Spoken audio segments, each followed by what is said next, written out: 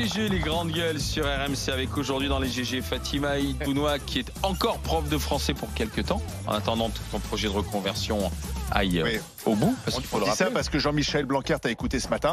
Il est viré. Je pensais que c'était à cause de ça, j'ai eu peur. Nous sommes avec Johnny Blanc qui est fromager dans les Deux-Sèvres et le camarade Daniel Riolo de l'After sur RMC qui est avec nous. GG, vous dans le public tout à l'heure, c'est vous qui reprenez la parole. C'est précisément Estevao de Gironde qui reviendra parler avec Fatima Bounoua pour savoir si les personnalités publiques, les célébrités qui s'engagent dans les campagnes électorales, elles influencent nos votes ou pas. On y va pour le grand oral. RMC, le grand oral des grandes gueules. Nicolas Chaban est avec nous. Bonjour Nicolas Chaban. Vous étiez venu il y a 1 an et demi ou 2 ans, je crois, quelque chose comme ça. Au tout début, au lancement de la marque, vous étiez venu nous présenter C'est qui le patron. Voici maintenant l'histoire. C'est qui le patron, une histoire qui pourrait révolutionner notre façon de consommer aux éditions Marabout. Eh, ça y est, vous avez pris le boulard. Une histoire qui pourrait révolutionner notre façon de consommer. La grosse tête, Chaban. Je pense comme vous, j'ai vu le titre, mais on s'est laissé faire parce qu'on ne voulait pas nous écrire le livre. Donc c'est Françoise Marie Santucci qui a proposé de faire un témoignage. Et c'était important pour nous de ne pas toucher. Ils ont choisi le titre, ce qui est dedans, et voilà. Cela dit, c'est une success story. Ouais. Le succès, parce que vous étiez venu nous raconter le lancement de cette idée. Aujourd'hui, ça représente quoi? C'est qui le patron? Alors, c'est la première marque de consommateurs qui a été créée. Je rappelle en coopérative, c'est-à-dire c'est important pour nous de bien rappeler que c'est une structure où tout le monde a un vote, 1 euro, on devient un sociétaire et on décide. Et on est parti de rien, il n'y avait pas de bureau, pas de plan, pas d'action, pas d'actionnaires, de simples consommateurs qui sont rassemblés. Et 2 ans après, c'est 120 millions de produits qui soutiennent les producteurs vendus, sans pub à la télé, sans commerciaux dans les magasins. Et je pense que c'est cet aspect-là aussi qui a donné envie de faire ce livre. C'est comment de simples consommateurs, qui à un moment donné décident de soutenir des producteurs, parce que notre argent, on a envie qu'il serve à quelque chose de bien, sont capables de faire le plus grand succès de l'histoire de l'agroalimentaire pour une nouvelle marque. Donc c'est un peu des effets de formule, mais c'est important symboliquement de montrer qu'avec nos simples moyens, on est capable de faire tout ça. Vous avez commencé avec le lait. Oui. Maintenant, il y a quoi? Du jus de pomme, du vin, de la farine? Ouais, alors là, c'est pareil, hein, vous avez raison. Monsieur Marchal, on est parti, on s'est laissé faire, parce que quand ça a fonctionné, tout le monde nous a dit on peut faire énormément de produits. Peut-être qu'on en a fait un peu trop, il y en a maintenant 20. Mais à la fois, est-ce que un produit qui soutient un producteur mérite pas d'être là? Voilà, maintenant, on va un peu se resserrer, on va un peu s'organiser. Alors, expliquez-nous, c'est quoi précisément le concept là? Alors le principe, c'est toujours le même. On va sur Internet, on met un questionnaire pour créer par exemple le miel, en disant on va décider des grandes orientations du cahier des charges. Est-ce qu'on veut que l'apiculteur gagne sa vie normalement? On voit apparaître, si on répond à cette question, une incidence sur le prix. C'est-à-dire que le prix finalement bouge en même temps qu'on fait ce choix. Est-ce qu'on ferait un fonds pour soutenir, protéger les abeilles? 11 centimes de plus ont été rajoutés sur le miel. Et pour la première fois, au lieu de subir un prix, de ne pas se rendre compte de la différence qu'il y a entre un plus cher et un moins cher, comme on a écrit l'histoire, tous ensemble, on n'a plus besoin de communication pour qu'on nous la raconte. Et puis, on connaît le produit. Est-ce que le prix est plus élevé alors quand on fait attention à toutes ces choses-là? C'est une très bonne question. 70% du temps, lorsque vous rajoutez 8 centimes pour aider un producteur de lait, c'est ce qui lui manquait pour vivre de son métier, il y a 8 centimes de plus sur la brique de lait. Ça, c'est vrai. Mais il faut mettre ça au regard des 50 litres en moyenne qu'on boit par an et se rendre compte que c'est 4 euros par an. Voilà ce que représente pour un lait équitable la consommation annuelle. Le surcoût, c'est 4 euros par an. Après, il y a des... Pardon, mais la compote, là, c'était étonnant. Alors, on essaie de rester très bienveillant, mais la compote est à 68 centimes. Elle est équitable. Ce sont des pommes en agroécologie locale. Et on se rend compte que quand vous enlevez le suremballage, que vous enlevez du marketing, c'est 40 centimes moins cher. Il y en a du marketing finalement. En expliquant que vous supprimez le marketing, vous faites du marketing aussi, avec ces emballages qui sont reconnaissables maintenant. Ouais, c'est une forme de... Alors, vous voyez le logo par exemple. Coûte moins cher. Alors, parce que quand vous enlevez le suremballage, on n'a plus envie d'acheter... Qu'est-ce que vous appelez le suremballage? C'est le carton qui est par-dessus, enveloppe le tout. Normalement, il y a, pour que ce soit plus visible, un carton qui vient un peu comme ça accrocher l'œil. Ouais. Alors, évidemment, ça se vend mieux quand vous avez le carton. Mais les choix collectifs ont dit enlever le carton. Mais le produit, il est bon? Parce que c'est une chose de rémunérer le producteur, de s'engager pour préserver les abeilles. Mais est-ce que le miel que vous vendez est meilleur qu'un autre? Alors, le miel est pas forcément meilleur qu'un autre, mais quand vous savez qu'il n'y a rien au niveau du traitement, que c'est l'état le plus direct et équivalent à la sortie de la ruche, que le producteur gagne, l'apiculteur gagne sa vie, et qu'il y a un fonds qui protège les abeilles en replantant des prairies fleuries, ça rajoute peut-être un peu aussi au plaisir du produit. Après, il y a des produits meilleurs. Le lait, c'est le cahier des charges le plus haut de gamme en France. C'est du lait haut de gamme. Voilà, il n'y a pas de... Il y a des parce que moi, je veux bien payer les 4 € par an, machin, mais il faut que j'aime que ce soit bon aussi. Ouais, vous avez raison, mais ce qui s'est passé... C'est la qualité aussi qui fait que souvent, le consommateur aime payer un peu plus cher. Ouais, c'est vrai qu'ils vont m'en vouloir, les producteurs, parce que je suis très réservé là-dessus. Je trouve qu'il vaut mieux parler de l'équité plutôt que de la qualité, mais il faut qu'on en parle. Le lait, c'est le cahier des charges le plus qualitatif. Le steak haché qui a été créé, il est plus cher, mais c'est pareil. Ça me fait peur, c'était gâché créé. Non, il a été créé collectivement. C'est pas les loups la cuisse. Il n'y a pas des usines. C'est pas Tricatel. Non, mais ce que je peux résumer, c'est que quand vous rajoutez des centimes, vous aidez les producteurs, mais en échange, vous gagnez en qualité. C'est une petite sœur directe de l'équité, la qualité. Mais c'est ça qui est important. Ouais, c'est vrai, c'est important de le dire. C'est vrai que je suis un peu idiot de pas vous le dire plus. Si on fait coup double, si en plus on sait que le producteur est mieux rémunéré et qu'en plus on a plus de qualité, bah c'est là que c'est bingo. Moi, je pense que pour savoir si c'est bon, il faudrait qu'on goûte. J'ai vu qu'il y avait du chocolat là-bas. Faites voir là. Fatima, tu peux attraper le chocolat s'il te plaît? C'est la dernière fois. Ouais, mais je crois que c'est des produits plateaux. Je suis pas sûre que tu puisses les. Est-ce qu'on peut manger les produits plateaux? Oui. Question qu'on pose à la production, est-ce qu'on peut goûter ou pas? Voilà. On va goûter pendant que Fatima pose une question. Olivier, le chocolat, moi le pinard. Parce que si c'est pas bien, on a le droit de le dire. Pinard, mais vous savez que Monsieur Gonadel avait goûté la compote, si vous vous rappelez. Depuis, il est hospitalisé. Non, alors Fatima, question. Oui, lorsque vous dites, alors parce que dans le storytelling, parce que c'est de ça qu'il s'agit, on nous raconte cette histoire-là. Donc on nous dit pas une seule campagne publicitaire à la télévision et puis pas de marketing, mais vous avez quand même bénéficié d'une visibilité médiatique qui certes n'était pas de la publicité, mais vous avez été invité ici même. De la même manière, l'absence de marketing et du marketing, dans le sens où vous tombez justement dans la période, c'est un peu comme le nude pour le maquillage. Ces personnes, elles sont tellement maquillées, mais maquillées pour donner l'impression qu'elles ne sont pas maquillées. Mais en quoi c'est un problème? Donc, à la limite? Non, c'est justement, est-ce que moi je préférerais qu'on assume ce côté-là plutôt que le côté petit poussé qui s'est fait vraiment tout seul, parce que lorsqu'on lit, c'est pas complètement ça non plus. Alors j'aimerais vous dire que pardon, mais il est super le chocolat. Ah merci. Je suis pas fanat du chocolat noir, mais je reconnais que 70%. À 70%. Alors voilà, après il n'est pas aussi sucré qu'un 52% qui est là aussi, je crois. Voilà, mais pour vous répondre, c'est vrai que bénéficier d'autant de visibilité, ça devient de la communication. Ça c'est une réalité. Vous avez raison. Mais on n'a pas mis les millions d'euros pour faire savoir que le lait équitable était équitable. On a préféré prendre ces millions pour les amener vers les producteurs. Donc c'est aussi non, mais je veux dire, c'est un savoir-faire aussi, dans le sens où attirer la lumière des médias sur soi, et c'est sans doute ce que vous avez fait, c'est aussi... Pour moi, à la place de dire pas de marketing, mais enfin une nouvelle génération de marketing où on utilise la force de l'adversaire pour la tourner contre soi. C'est un nouveau marketing. Gratuitement. C'est plutôt du nouveau marketing, comme vous avez fait les légumes moches, avec le côté slogan. Et voilà, c'est ça aussi. Mais vous n'êtes pas contre la pub. Ah non, à la limite, si demain il y a des spots à la télé où on parle de vos produits, bah tant mieux à la limite. Et d'ailleurs, c'est une décision, parce qu'on décide tout à partir là, des votes collectifs. C'est une décision qui va être au vote là, le 21. Est-ce qu'on fait de la pub ou pas? Et donc là, les sociétaires vont dire oui ou non. Johnny Blanc, monsieur le fromager. Il y a un petit truc qui me gêne dans ce concept, en fin de compte. Le fait de pouvoir rémunérer mieux les agriculteurs, les producteurs, ça c'est formidable. Mais dans votre système, il n'y a quand même pas grand-chose qui change, parce qu'au final, qui gagne vraiment de la thune? C'est vous. Parce que quand vous regardez, en fin de compte, vous annoncez dans votre bouquin un résultat de près d'1 million d'euros sur l'année. Le producteur, avec ses 8 centimes, juste, il va bouffer, au lieu de bouffer de l'argent tous les jours, il va juste manger. D'accord? Donc, quelque part, c'est quand même, il n'y a pas grand-chose qui change dans le système. On rémunère un peu mieux le producteur pour qu'il puisse continuer à produire et qu'il vive, mais il ne va pas s'enrichir. Et derrière ça, des gens comme vous, qui a tout à votre honneur d'avoir fait ce principe qui, effectivement, a sauvé des producteurs, mais vous arrivez ici, sans bureau, sans investir un rond, sans rien du tout. Et moi, il n'y a aucune je vais vous répondre. Pour vous donner un petit exemple très simple. Aujourd'hui, moi, je suis producteur de fromage de chèvre. J'ai une fromagerie On est 14 à travailler. J'ai mis 1 700 000 € d'investissement dedans il y a 3 ans. Et là, je vais remettre encore 1 200 000 € sur la table. Donc, je prends des risques, mais énormes, parce que je peux me retrouver en slip demain. Vous avez vraiment aucun risque.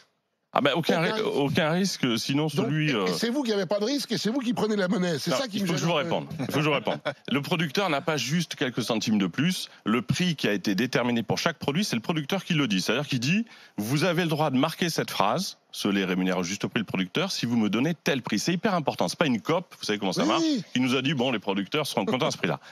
Après, on a mis dans le livre toute la partie bénéfices parce qu'on veut, dans le cadre d'une COP, le faire.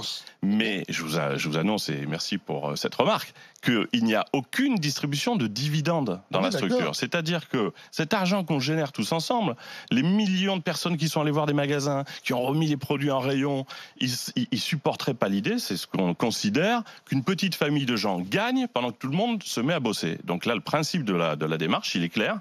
Pas de distribution de dividendes. L'argent reste et on décide ce qu'on en fait collectivement. Ça, vous allez poser la question, qu'est-ce qu'on fait de ce qu'il y a ? Ouais, on l'a déjà fait, mais je dirais qu'il n'y a pas général, plus de distribution. Qu'est-ce que vous mettez ? Est-ce que votre salaire, votre rémunération, elle est fixée, par exemple, dans la coopérative ? Non, sur Internet. Non, parce que un jour, je l'ai signalé à notamment vos confrères de Libération. Alors, vous pouvez le retrouver sur Internet. Mais étonnamment, quand on gagne très raisonnablement notre vie, je pense que c'est la juste rémunération. Combien vous gagnez, vous, par exemple ? On gagne 4 500 € par mois. Donc, ça reste. C'est moins que Carlos Ghosn. Alors, c'est plus que les producteurs qui ont. 4 mois de salaire d'un pays. Voilà, mais évidemment, cette notion-là, on l'a mis dans la presse. Et là, quand vous faites une opération comme ça, avec une transparence, vous avez plus de questions quand vous expliquez réellement ce que vous gagnez que lorsque vous ne dites rien. Donc c'est un petit peu injuste. Mais disons que vous l'avez dans le livre, on a marqué les bénéfices, les impôts. Oui, on ne veut pas que cette aventure collective soit autre chose qu'une marque collective. Donc je réponds à votre question. Il n'y a pas une petite famille de petits start-upers, marketeurs qui auraient fait fortune. Alors justement, Nicolas Chaban, la prochaine question, c'est comment la marque va évoluer, combien de produits, comment vous voyez dans 2 ans, 3 ans, 5 ans, 10 ans, voilà, est-ce que vous risquez d'être croqué ou pas? Et puis il y a aussi beaucoup de questions. Complètement tout. Voilà, ça bouscule un modèle sur est-ce que vous êtes sûr que les producteurs avec lesquels vous travaillez, ils sont vraiment sérieux, vertueux, comment c'est contrôlé? Bref, d'autres questions. Nicolas Chaban, une histoire qui pourrait révolutionner notre façon de consommer. C'est qui le patron aux éditions Marabout? Tout de suite.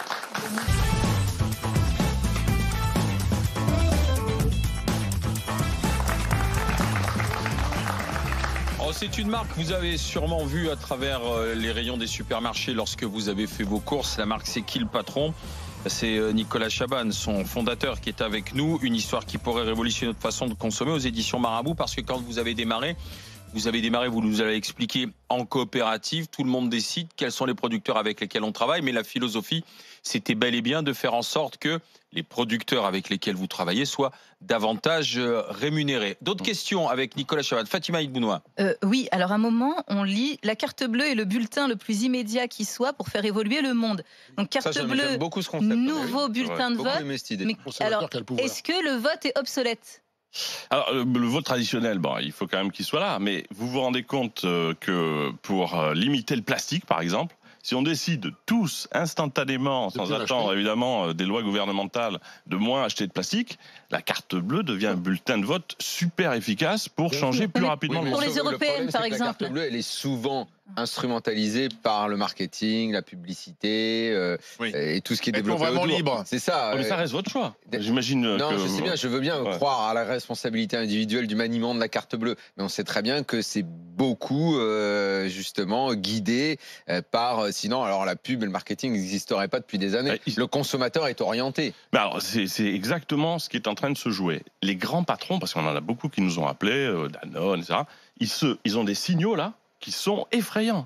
C'est-à-dire qu'ils savent que les grands groupes sont dans une situation ultra délicate. La pub ne marche plus. Mais c'est les patrons de Nestlé. Mais les grands groupes, les grandes enseignes de supermarché ou les marques à l'intérieur du supermarché? Pourquoi? Parce que le consommateur change ses habitudes. Oui, parce qu'il a une défiance énorme, et quand vous entendez Nestlé vous dire je vais sauver le monde et m'occuper de vos enfants, c'est un peu comme la laitière qui fait semblant de faire un yaourt. C'est fini. Voilà, on supporte plus. Ça a marché. Moi, je me fais avoir longtemps. Moi aussi. Oui, mais voilà, mais tout ça, c'est toi, t'étais amoureux de la laitière.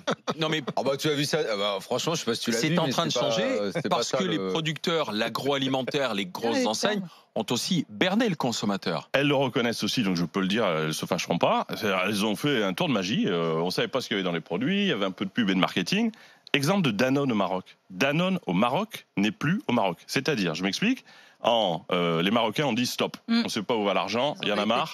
40% de chiffre d'affaires en 4 mois en moins. Alerte sur les résultats, annulation de la distribution de dividendes. Le grand patron est allé là-bas en disant écoutez, on va faire comme c'est qui le patron. C'est là où il a cité c'est qui le patron, la presse nous a appelé. Aujourd'hui, c'est fini. C'est-à-dire que quand vous n'avez que la pub pour expliquer qu'un yaourt Danone, c'est bien de l'acheter, il y a très peu d'arguments. Une petite laiterie, ce que vous faites, où on explique qui sont les producteurs, on retrouve un peu la dimension de ce qu'on consomme en 3 mois. Voilà. Et autre point, les réseaux sociaux. Ouais, mais pourquoi attendez, simplement sur ça quand même, Nicolas. Moi, j'ai vu des pubs de grandes marques qui récupèrent le concept et qui mettent en avant maintenant dans leur publicité le producteur et qui expliquent que derrière que ce producteur il est très bien payé, etc. Donc vous êtes récupéré, le concept va être récupéré par le système. Il l'est déjà. Mais quel effet ça vous a fait? C'est-à-dire qu'après, nous on essaie encore une fois de pas dire du mal des autres. Mais franchement, quand vous voyez une grande marque faire quelque chose comme ça, est-ce que c'est pas différent du ressenti que vous avez en devenant en 1 minute sociétaire, en venant dans l'histoire, en allant voir les producteurs, c'est-à-dire qu'il y a des visites où les sociétaires, on ne les connaît pas le matin, débarquent dans la laiterie, voient les producteurs et disent « Monsieur, les yeux dans les yeux, est-ce que ce lait a vraiment changé votre vie ?» C'est ça, ce lien direct entre producteur et consommateur qui change tout. La grande marque, elle fait La grande marque va vendre ça aussi en disant nos producteurs sont bien traités. Donc on peut y croire, on peut se dire bah oui, la grande marque a changé grâce à Chaban, à tout ça, et donc maintenant je vais revenir vers ma grande marque. Alors c'est vrai, mais récemment, c'est la naissance de la chaîne des consos et des citoyens. Les consos, les sociétaires ont dit écoutez, nous, on va vérifier que chaque critère de cahier des charges est vrai. On aimerait bien les vérifier, les grandes marques. Et c'est comme ça qu'est né un dispositif simple, bienveillant, où maintenant, on va tous ensemble voir effectivement la grande marque qui dit que tout va bien pour le producteur et on va lui poser la question. Quand c'est vrai, on le dit. Quand c'est pas vrai, on le dit pas. La question est de savoir est-ce que vous êtes en train de révolutionner la grande distribution ou est-ce que vous n'allez pas être récupéré par le système à un moment donné? Je crois pas qu'on va être récupéré parce que c'est pas le vous, je le prends toujours collectivement. Ouais. C'est-à-dire qu'il y a un bon sens collectif. On se rend compte en fait que quand on sort de la pub, on nous pose une question, on est 8-10 000 à dire attendez, quelques centimes de plus, je les mets, je vais être sûr que la qualité soit bien là, que l'équité soit au rendez-vous. Mais l'intelligence collective, elle est largement supérieure à toute forme d'intelligence individuelle. Et c'est rendu possible aujourd'hui, pas parce qu'on est là, parce que les réseaux sociaux permettent de faire circuler une info à 200 à l'heure. Tu te rends compte que tu penses comme ton voisin qui pense comme le voisin d'à côté et tu crois moins ce qu'on te raconte depuis des années. Justement, aujourd'hui, il y a beaucoup de débats autour de la qualité des producteurs. On parle beaucoup du glyphosate, de circuits courts, comment sont vos exploitants. Comment vous contrôlez-vous la qualité des exploitants avec lesquels vous travaillez? Super question. Là, lorsque vous avez un partenaire comme la laiterie qui met en place le lait, elle a ses propres contrôles. Ça, c'est un premier truc. On va vérifier qu'il y a des contrôles. Deuxièmement, on a rajouté, nous, un contrôle avec Bureau Veritas. C'est-à-dire qu'il vient surcontrôler pour qu'on ait notre niveau de contrôle. Et après, il y a quelque chose qui est nouveau. C'est la visite des consommateurs, les sociétaires qui vont voir. C'est-à-dire que moi, je peux venir vous organiser une visite, je vais voir le producteur de lait ou le viticulteur, comment il travaille. Il y a quelqu'un qui l'a fait récemment, c'est Michel-Édouard Leclerc, qui disait mais qu'est-ce que c'est que ce truc? Il a débarqué un jour à 8h du matin au milieu de sociétaires en se disant est-ce que c'est vrai ce truc-là? Est-ce que vous êtes des vrais sociétaires? Vous n'êtes pas un panel? Il a pu voir que c'était vrai. Lui, il a le profil pour se mettre avec vous. Alors, et donc là, il y a une accélération, évidemment, chez lui. Il y a une petite vidéo où il a annoncé que Leclerc allait devenir l'enseigne qui va vendre le plus de produits. C'est qui le patron? Ça résonne soutenant les producteurs. Mais on lui a dit, vous êtes fort en com', nous, on va le vérifier. Et il a dit, OK, Parce que vous êtes distribué dans combien d'enseignes aujourd'hui, alors? Alors, dans 12 000 magasins, il y a à peu près toutes les enseignes. La première, ça a été Carrefour, pour citer Carrefour après Leclerc, qui a été le premier à tout mettre en place.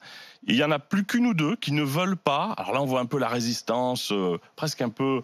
On comprend pas trop, mais ils estiment qu'ils ont leur propre capacité à le faire. Il y a Franprix, par exemple. Alors, je vais essayer d'appeler Jean-Paul Mochet. Et ils ont toute l'inclinaison à faire ça, mais ils veulent le faire eux. Nous, on pense que la grande marque, on l'a dit, l'enseigne, il y a une telle défiance qu'il faut revenir humblement au fait que les consommateurs reprennent le volant. On a les outils, la digitalisation, les réseaux sociaux. Après, nous, il faut qu'on nous contrôle aussi. C'est là où vous avez proposé tout à l'heure de faire un fromage de chèvre ensemble. Faisons-le. Allez, vous allez découvrir comme ça, tu nous diras. Non, mais moi, ça me... au contraire, parce que on est dans cette démarche. Moi, aujourd'hui, je vais dire un truc, on paye nos producteurs 80 € des 1000 litres en plus, déjà depuis toujours, parce que c'est comme ça. On veut qu'ils gagnent leur vie. Par contre, on a mis effectivement un cahier des charges en place, où on leur demande sur l'alimentation de respecter des choses, sur l'hygiène de respecter des choses. Enfin, on a mis une sécurité alimentaire en place. Enfin, on a mis tout ça. Et on s'engage, on ramasse tout le lait qu'on collecte à aller moins de 30 km du siège de l'entreprise. Donc, on est vraiment sur un ancrage local. Et on voit bien que le client, il attend ça aujourd'hui. Ce qu'on peut vous amener, c'est que vous l'avez fait, et après, il faut des millions pour le faire savoir, ce que vous avez fait de bien. Là, quand on se met tous en amont, vous allez nous expliquer ce qu'on peut faire, on fera des choix, on comprendra l'augmentation du prix parce que le producteur va gagner sa vie, et on a un autre chemin en réalité par rapport au produit. Voilà. Oui, mais aujourd'hui, les consommateurs, ils cherchent un prix. Nicolas Chaban, on le voit à travers la crise, notamment des gilets jaunes. Il y a un vrai souci de pouvoir. Il y a un vrai souci de pouvoir d'achat aujourd'hui. C'est la course au bas prix que se sont livrées toutes les enseignes, d'ailleurs, Nicolas. Vraiment, là, on est au cœur de l'histoire. Le bas prix, oui, parce que quand vous avez des produits où vous n'avez pas capacité à faire la différence, on est tous pareils, on va vers le moins cher. Je vais vous donner 2 infos incroyables. Le lait que vous avez là, équitable. Pas de pub, même s'il y a eu du marketing, pas de commerciaux dans les magasins. Il n'y a pas de commerciaux dans les magasins, ce sont les consommateurs qui ont joué finalement ce rôle-là. Ce lait qui est là, le lait c'est qui le patron, il est devenu le lait, la référence la plus vendue du rayon lait derrière la MDD. C'est-à-dire qu'il est passé en 2 ans devant toutes les grandes marques. Est-ce qu'il est le moins cher? Non. Est-ce qu'il a une très jolie histoire qui donne du sens à son acte d'achat? Oui. Les gens achètent Et le beurre, alors la plus belle histoire, c'est peut-être le beurre, je ne sais pas s'il y en a. Le beurre bio, on a dit aux gens, est-ce que vous voulez qu'on fasse un beurre qui aide le bio de demain, pour que les gens en conversion, qui ont des difficultés pendant 2 ans, gagnent leur vie. Le vote collectif, ça a été, je ne sais pas s'il y a des gens qui ont voté ici, mais 15 centimes de plus. La grande distribution nous a dit, mais vous vous rendez compte, vous êtes en train de rajouter 15 centimes sur un produit qui n'en a pas besoin. Ce beurre bio, là, qu'on voit dans les écrans, c'est le beurre bio aujourd'hui le plus vendu de France. Ça veut dire que quand on redonne du sens, évidemment, à son acte d'achat et qu'on peut vérifier que ce n'est pas du simple marketing, il y a des chances que les produits avec de beaux arguments se vendent mieux. Fatima. Au sujet du prix, la petite particularité aussi, c'est que le prix est sur l'emballage. C'est-à-dire, ça peut pas être, ça va être le même partout. Ça aussi, c'est un argument. Il est sur l'emballage directement. C'est pas une étiquette collée. C'est pas un truc. Voilà. Ouais. Alors on a pu le faire d'un supermarché à l'autre. Tu vas pas avoir de variation. Comment vous avez pris cette décision? Ça aussi, c'est. Vous avez une phrase. Ça, pareil. Vote collectif. On veut que le prix soit respecté. Vous avez une petite phrase qui dit vote conseillé parce qu'on n'a pas le droit d'imposer un prix. Prix conseillé par les consommateurs. Conseillé par les consommateurs. Vous savez ce qui s'est passé? Pareil, il y a quelqu'un qui s'appelle Olivier Dauvert qui fait des veilles sur le monde de la grande distrib. Il a fait un état de qui respecte le prix, c'est qui le patron ou pas. En grande majorité, c'est respecté. Mais lorsque le prix était moins cher que le prix noté, c'est-à-dire que 95 centimes au lieu de 99, les magasins ont reçu des lettres des consommateurs en disant remontez le prix. On n'a pas envie qu'un centime manque aux producteurs. Donc ça montre quand même qu'on a un bon sens collectif qui s'exprime quand on nous pose la question et que c'est oui, mais là, le 0,99 là pour le lait, parce qu'il y avait ce livre 99 francs, vous vous rappelez, où c'était la stratégie marketing, parce que passer 100, ça va être trop. Donc ce centime, là, c'est incroyable. Non, mais là, c'est pensé par, ça a été proposé par vous, ou vraiment c'est une proposition de consommateur aussi. Le 99 là, qui est quand même comme le 99 francs de Bec BD à l'époque. Ça nous a plus mis dans une situation délicate qu'autre chose. Le questionnaire, je vous rappelle ce que c'est, 8 questions. Des gens votent en direct. À la fin, c'est chaque critère qui a composé le prix. Ce prix a été fait de cette façon-là. Alors évidemment, c'était mieux qu'un €0,01, certainement, mais c'est le prix qui a été déterminant. Ça paraît quand même un peu logique qu'on revienne à des choses, en fin de compte, où on dit en France, on n'a pas le droit de vendre à perte. Et jusqu'à présent, dans l'alimentaire, on détermine un prix de vente public et on remonte la filière. Forcément, pour le producteur, il reste rien. Aujourd'hui, effectivement, il y a un coût de production, on rajoute ce qui va avec en frais de distribution et compagnie, et on arrive à un prix juste. C'est pas un prix cher, c'est un prix juste. Voilà, le juste prix. C'est la loi alimentation. Et je vois bien que dans ce qu'on fait, nous, les producteurs, produit, on est quand même sur du produit haut de gamme, qu'on vend, voilà, ça a un certain prix. On arrive à faire des développements sur le mois d'avril, on est à plus 60% par rapport à l'an dernier. Donc quand on me dit qu'il y a que le bas prix qui se vend, les gens cherchent un prix. Non, les gens cherchent une qualité de produit. Justement, ce que tu dis m'amène à la question que je voulais poser, l'idée de la responsabilité individuelle et la recherche de qualité. Est-ce que vous avez regardé ce qui marche très fort en Italie, où est né le concept du slow food, où justement C'est quoi le slow food? Une façon de s'alimenter de meilleure qualité. C'était au départ, l'idée c'était de contrer le fast-food. D'accord. Et il y avait eu une ville, je crois que c'était dans le sud de l'Italie, où un McDo voulait s'implanter. Et à côté, le mec qui vendait ses sandwichs traditionnels depuis des années, en fait, ils ont réussi à faire fermer le McDo. Mais pas en manifestant ou en ceci et cela, c'est juste en consommant. On en revient à la responsabilité du consommateur et au pouvoir de la carte bleue. Et dit non, nous, on veut pas de cette bouffe-là, de cette malbouffe-là. On veut de notre tradition à nous, de nos producteurs locaux. Et d'ailleurs, c'est celui qui vient d'ouvrir le Eat Italy là, dans le Marais, a beaucoup parlé de ça, d'aider et de promouvoir les producteurs locaux. Mais il a vachement insisté, et dans ce concept-là du slow food, sur la qualité et sur l'idée, visiblement, on l'entend là autour de nous, même dans le public. S'il faut payer un petit peu plus, mais on est sûr que la qualité est bonne, on va y aller. Et ça a vachement marché. Et le pouvoir d'achat en Italie n'est pas supérieur au pouvoir d'achat en France, quoi. Non, mais ce que vous dites, c'est exactement ce qu'on a vécu. Et j'ai été un peu idiot de ne pas vanter plus la qualité des produits. Je trouvais ça un peu peut-être dépassé de le faire. Mais c'est vrai que les cahiers des charges sont en ligne. Allez les voir. Quand vous demandez à tout le monde, est-ce que vous voulez des fourrages locaux ou des fourrages qui ont fait des milliers de kilomètres locaux? Du pâturage, on les laisse dans les tables où on fait 1 à 3 mois, 3 à 6 mois. Et là, les gens ont découvert que 1 à 3 mois, c'était 2 centimes de plus. 3 à 6 mois, 4 centimes. On peut mesurer ce critère important pour nous, ce qui représente en prix. Il y a combien de gens qui votent? Parce que c'est vachement intéressant, le truc, mais il n'y a pas que 3 personnes qui vont. Il y a beaucoup de gens qui font ça. On en est à 170 000 votes autour des produits. Mais quelques produits ont été mis en place avec seulement 6 000 votes. Le lait, c'était 6 900 votes. Et ce qui est étonnant, c'est que ces 6 900 ne sont pas les 11 millions qui achètent aujourd'hui les produits, mais ils ont été prescripteurs. Pour terminer, Nicolas Chaban, on est dans période électorale. Est-ce que vous faites partie de ceux qui disent aujourd'hui il faut se replier sur nous-mêmes, il faut reconsommer en le relocalisant, en étant dans la proximité ou pas? C'est mieux, non? Je sais pas. Par rapport à ce qu'on nous vend, l'Europe, le libre-échange et autres. Je pense qu'il faut poser la question, c'est-à-dire qu'on est à un moment clé. De simples consommateurs, on a réussi à créer une marque assez étonnante. Dans la vie politique et ce type de choix, posons la question. Alors vous allez me dire, c'est le RIC. Mais il y a 4 conditions nouvelles qu'on peut impliquer. Il faut qu'on co-crée des décisions collectives. Vous êtes plutôt pour le référendum d'initiative citoyenne? À la base, oui, mais à 4 conditions.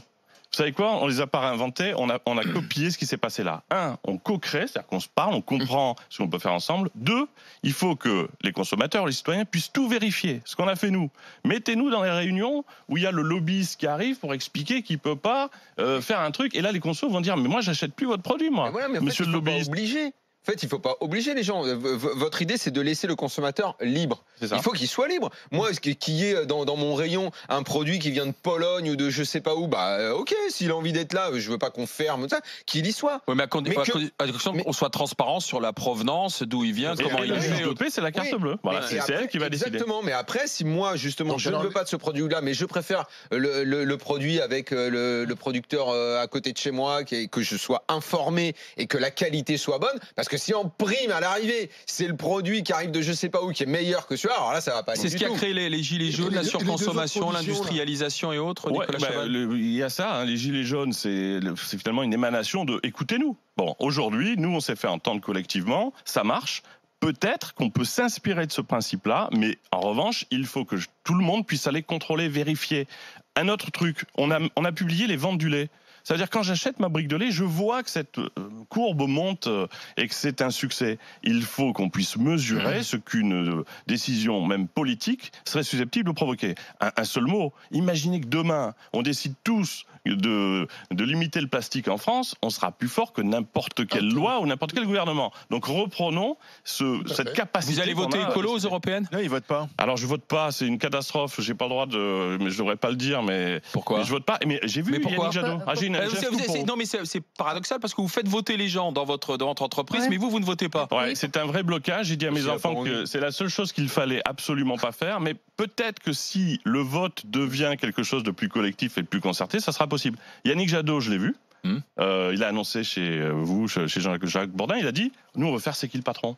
Ils ont fait ma PAC, je sais pas comment ça s'appelle, c'est-à-dire qu'ils ont dit, les 120 € de la PAC, on en fait quoi? Il y a un programme actuellement qui est en train de tourner. Eh bien, je lui ai dit, c'est le problème que vous avez équivalent aux grandes marques. Un parti politique qui te tient la main pour te dire on va faire des votes collectifs, ça marche pas. Il faut que ce soit nous, là, qui créons cette dynamique. On l'a fait à notre main, on s'auto-contrôle et on s'auto-régule. Et là, on pourra dire aux politiques, on est des millions à pouvoir réaliser ce que vous nous proposez dans votre programme politique. Attendez, vous avez dit Merci. Je ne vote pas. Non, il vote pas. Vous ne pouvez pas jamais, même pour les présidentielles. Je n'ai jamais voté, mais cette émission aura eu une grande vertu, c'est que la prochaine fois, je vote. Ah bon? Ah ouais, laquelle? Voilà, pour les européennes. Ah oui? Ah ouais, ah bon? Ouais, je me rends compte que c'était une grosse connerie pendant des années, donc voilà. C'est vrai que vous m'avez mis en face de cette contradiction, donc prochain coup, je vote. Merci Nicolas Chabannes. C'est qui le patron? Une histoire qui pourrait révolutionner notre façon de consommer aux éditions Marabout. Merci de passer par le grand oral des GG. À bientôt Nicolas. Merci. On va enchaîner avec le GG, vous. RMC, les grandes gueules, les GG et vous. Estevao est avec nous. Bonjour. Magnifique t-shirt Metallica, mon cher Estevao. Vous vouliez reparler avec laquelle de nos grandes gueules? Avec Fatima. À propos de quoi? À propos de l'influence des stars dans les campagnes électorales. Extrait de Fatima et dialogue avec Estevao. Moi, j'ai l'impression que ça fonctionne plus du tout. Que maintenant, aujourd'hui, le fait qu'une célébrité nous dise voter pour tel parti, ça ne va pas nous donner forcément l'envie de voter. Personnellement, pas du tout. J'aimerais, s'il y a des personnes que ça influence, vraiment appelez ou écrivez-moi sur Twitter ou sur Facebook pour me dire, moi, ça vraiment, j'ai envie de voter pour telle ou telle personnalité, parce que vraiment, j'ai l'impression, j'ai jamais vu ça autour de moi. Estevao, allez-y. Alors vous? Alors moi je suis intimement convaincu que ça peut influencer les gens. Mais parce que vous, ça vous influence? Non, pas moi personnellement. Non, mais c'est ça. Mais alors on parle de Metallica. Je vais aller voir le concert dimanche, le petit concert qui s'est passé dimanche soir. Oui. On voit des gens qui sont quand même capables de devenir des vrais sosies des personnes qu'ils adorent. Oui. On a des gens qui portent à vie des gants comme Michael Jackson.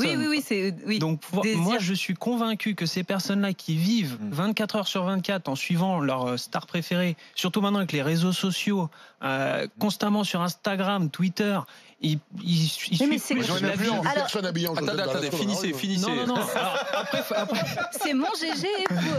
Faudra déterminer aussi qui est une star ou pas aussi, parce que Monsieur Guetta, dans la rue on demande Guetta qui c'est, il y en a 9 sur 10 qui disent que c'est David Guetta. Oui. Voilà. Ouais. Non mais si c'est Beyoncé, si Beyoncé dit il faut voter l'exemple américain est clair. Alors, deux choses. Oui, j'ai parlé du désir mimétique ou du désir triangulaire. C'est ce phénomène-là, quand on aime une star, de vouloir faire comme elle porte tel vêtement, on porte tel vêtement. Ça existe, c'est un phénomène psychologique. Pour le vote, et aujourd'hui en France, ma question c'était, quelle star? Parce qu'il faut Josiane Balasco, c'est pas Metallica. Non. Vous voyez, on va pas s'habiller comme Josiane Balasco, vivre comme Josiane Balasco, même si on aime beaucoup Josiane Balasco, on dit, oh tiens, je l'aime bien. Fatima, je t'ai donné l'exemple des États-Unis, ce sont des stars énormes qui ont appelé à voter démocrate et ça n'a pas fait pencher la balance. Non, mais c'est pour ça fonctionnait même pas. Mais vous, même si Metallica hier soir avait demandé voter pour oui, mais là, je pense qu'on est dans un pays où on n'a plus du tout confiance aux hommes politiques, de moins en moins. Quasiment plus du tout.